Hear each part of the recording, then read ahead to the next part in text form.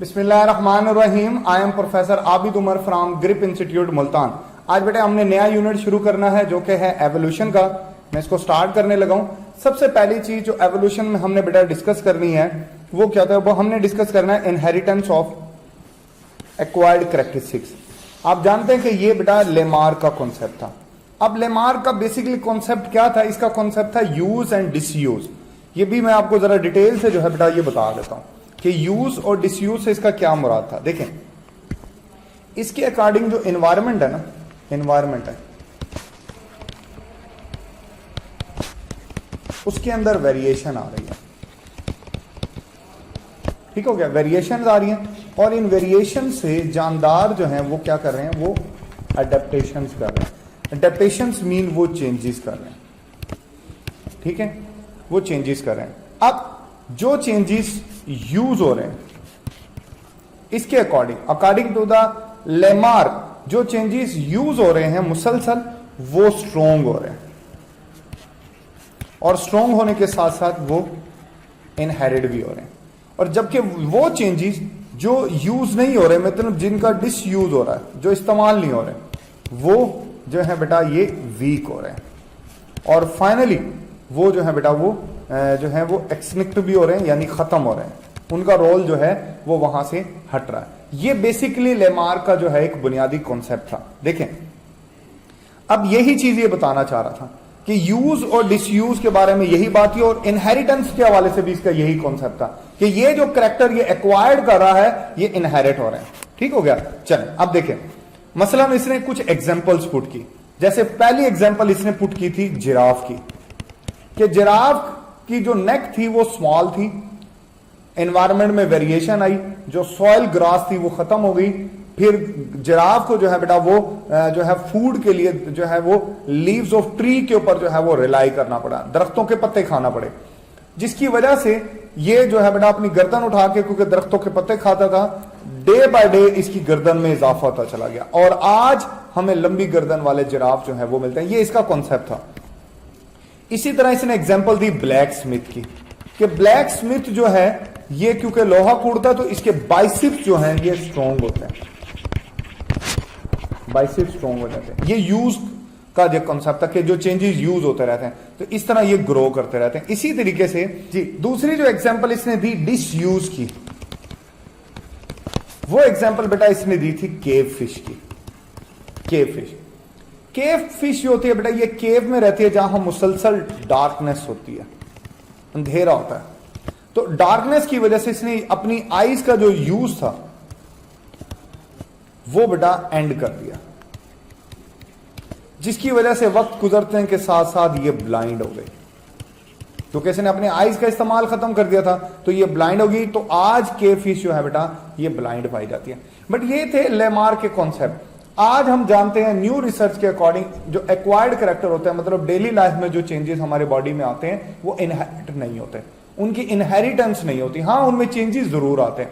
आज ये हम जानते हैं कि जो एक्वायर्ड कैरेक्टर होते हैं ये इनहेरिट नहीं होते। तो दैट्स व्हाई, और लेमार के पास के जो पॉइंट्स थे वो वैलिड जरूर थे, बट इसके पास प्रॉपर जो है बेटा कोई साइंटिफिक प्रूफ जो है वो मौजूद नहीं था। तो दैट्स व्हाई इसका कॉन्सेप्ट इतना ज्यादा जो है बेटा वो पजीराई नहीं पाया। इसके बाद नेक्स्ट जो कॉन्सेप्ट है वो है डार्विन का, चार्ल्स डार्विन।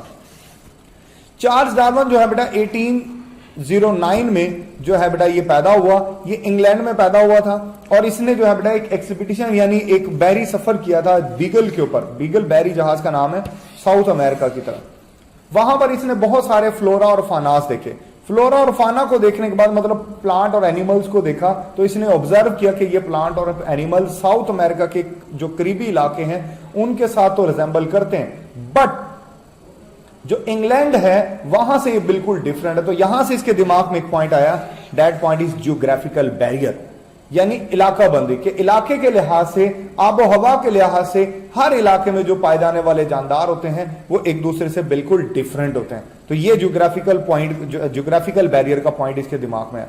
इसने बेटा 1844 में एक ओरिजिन ऑफ स्पीशी के ऊपर ऐसे लिखा था और 1859 में जो है वो अपनी बुक जो है बेटा इसने पब्लिश की थी 1859 के अंदर। एक और साइंटिस्ट था, अल्फ्रेड वेलेस, अफ्रीका का था। उसने भी जो है बेटा इससे मिलता जुलता काम किया था, लेकिन जो है वो डार्विन ने जो है बेटा वो एक्टिव वर्क किया और अपना इनकम्प्लीट वर्क जो है ये प्रूव कर जो है ये पब्लिश करने में कामयाब हो गया था। बहरहाल वो इतना पजेराई नहीं पाया, डार्विन के वर्क को जो है वो ज्यादा इंपॉर्टेंस मिली और आज हम ज्यादातर डार्विन का वर्क जो है वो स्टडी करते हैं। डार्विन के कुछ बेसिक पॉइंट थे इसकी थ्योरी के, वो मैं अब आपको डिस्कस करवा देता हूं। इसका सबसे पहला पॉइंट था बेटा डिसेंट विद मॉडिफिकेशन, कि जानदार की मिसाल ऐसे है जैसे एक ट्री है कि जिसकी एक स्टेम जो है ना ये कॉमन होता है और इससे ऐसे ब्रांचेस निकल रही होती हैं, ऐसे ब्रांचेस निकल रही हैं मुख्तलिफ, ठीक है ना। तो ये एक मतलब इनका जो एंसेस्टर्स हैं वो कॉमन है, आगे डिसेंट जो है वो थोड़े थोड़े मॉडिफाई होके मुख्तलिफ शाखों के अंदर जो है वो बदल जाते हैं। तो ये जो इसका कॉन्सेप्ट था ये था डिसेंट विद मॉडिफिकेशन। फिर इसने ओरिजिन ऑफ स्पीशी जो लिखी थी, जिसमें इसने बताया था कि मुख्तलिफ इकसाम की जो स्पीशीज है कैसे मार्ज वजूद में आ गई, उसके कुछ पॉइंट्स इसकी बुक से लिए गए हैं। तो वो पॉइंट क्या है? There is our production, natural selection था ना बेसिक इसका कॉन्सेप्ट, और नेचुरल सिलेक्शन जो है कि मुख्तलिफ पॉइंट है। मसलन सबसे पहला पॉइंट था आवर प्रोडक्शन, कि जानदार जो है माहौल में जितनी गुंजाइश है उससे ज्यादा पैदा हो रहे हैं। अब उससे ज्यादा पैदा होने की वजह से उनके अंदर स्ट्रगल है फॉर एग्जिस्टेंस, कि अगर जिंदा रहना है अवेलेबिलिटी ऑफ फूड के लिए, जॉब के लिए, हर चीज के लिए, ये ह्यूमन की बात कर रहा हूं, वैसे जानवरों के लिए अवेलेबिलिटी ऑफ फूड के लिए उनको स्ट्रगल करना पड़ेगा। फिर स्ट्रगल कौन कर पाएगा? जो बेटे वही सर्वाइव करेगा जो फिटेस्ट होगा। This will call the natural selection. ये इसकी बेसिक पॉइंट था। फिर एक पॉइंट और मैं आपको इसको बता दूं, वो था एडेप्टिव रेडिएशन।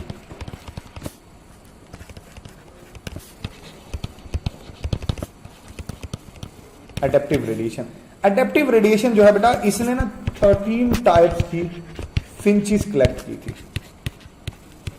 फिंचेस, इन्होंने कहा था कि इनके अंदर एडेप्टिव रेडिएशन होता है कि बेटा हर एक के अंदर ग्रेजुअल चेंज,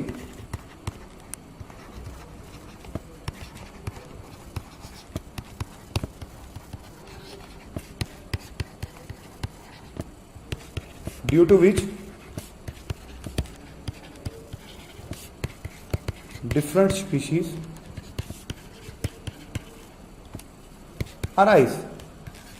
कि भाई पहले फिंच एक ही होती थी, एरिया वाइज वो उसने ट्रेवल किया तो थोड़ा थोड़ा फर्क आता रहा फूड अवेलेबिलिटी के हिसाब से, एनवायरनमेंट के हिसाब से, और 13 मुख्तलिफ स्पीशीज जो है वो मारिद वजूद में आ गई। तो ये जो आइडिया था ना इसका, ये एडेप्टिव रेडिएशन था। यहां पर हमारा पहला लेक्चर जो है बेटा वो मुकम्मल होता है। आपके जहन में कोई कंफ्यूजन हो आप जरूर पूछिएगा। Thank you. अल्लाह।